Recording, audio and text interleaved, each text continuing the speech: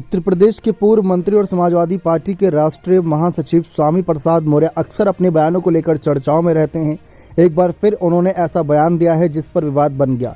अयोध्या में कल सोमवार को भगवान राम की मूर्ति की प्राण प्रतिष्ठा को लेकर कहा कि अगर पत्थर में प्राण प्रतिष्ठा करने से वह सजीव हो सकते तो फिर मुर्दे क्यों नहीं चल सकते। मौर्य ने कर्पूरी ठाकुर के जन्म शताब्दी कार्यक्रम में यह टिप्पणी की। गाजीपुर के लंका मैदान में जननायक कर्पूरी ठाकुर के जन्म शताब्दी की पूर्व संध्या पर आयोजित एक कार्यक्रम के दौरान स्वामी प्रसाद मौर्य ने कहा कि अगर प्राण प्रतिष्ठा कर देने से पत्थर सजीव हो सकता है तो फिर मुर्दे क्यों नहीं चल सकते। ये सब पाखंड, ढोंग और आडंबर है। उन्होंने आगे कहा कि वैसे भी जो खुद भगवान हैं और जो सबका कल्याण करते हैं, इंसान की क्या हैसियत कि उसकी प्राण प्रतिष्ठा कर सके। ये लोग अपने को भगवान से बड़ा साबित करने में लगे हुए हैं। कर्पूरी ठाकुर से जुड़े इस कार्यक्रम का आयोजन समाजवादी पार्टी की ओर से किया गया था। जन्म शताब्दी पर आयोजित कार्यक्रम के मुख्य अतिथि स्वामी प्रसाद मौर्य ने कहा कि भगवान राम तो हजारों सालों से पूजे जा रहे हैं और जिसकी पूजा इतने सालों से करोड़ों लोग कर रहे हैं तो उनके अंदर प्राण प्रतिष्ठा करने की क्या जरूरत।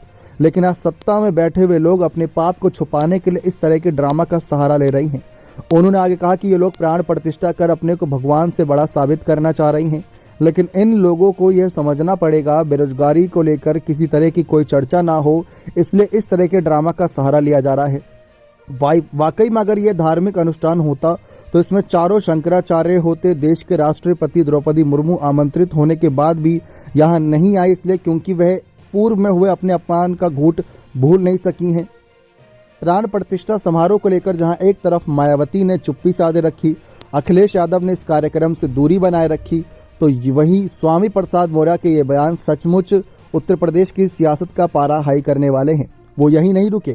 स्वामी प्रसाद मौर्य ने कहा कि यह कार्यक्रम महज भारतीय जनता पार्टी का बनकर रह गया, क्योंकि पूरे कार्यक्रम को बीजेपी के साथ साथ विश्व हिंदू परिषद और राष्ट्रीय स्वयंसेवक संघ के लोग ही कर रहे थे। जितने बड़े कलाकार हमारे प्रधानमंत्री नरेंद्र मोदी हैं, उनकी कलाकारी के आगे बढ़ने का काम हमारे मीडिया ने भी खूब किया। पिछले 20 दिनों से मीडिया के पास देश की कोई भी समस्या नहीं थी, इसको दिखाने का ही उन्होंने लगातार काम किया। स्वामी प्रसाद मौर्य को लेकर पहले भी अखिलेश कह चुके हैं कि उनको धार्मिक बयानबाजी से बचना चाहिए जिससे पार्टी को नुकसान हो रहा है, लेकिन अब कोई ना कोई कड़ा फैसला अखिलेश ले सकते हैं, क्योंकि ये बयान काफ़ी ज़्यादा चर्चाओं में रहेगा और काफ़ी लंबे वक्त तक चर्चाओं में रहेगा।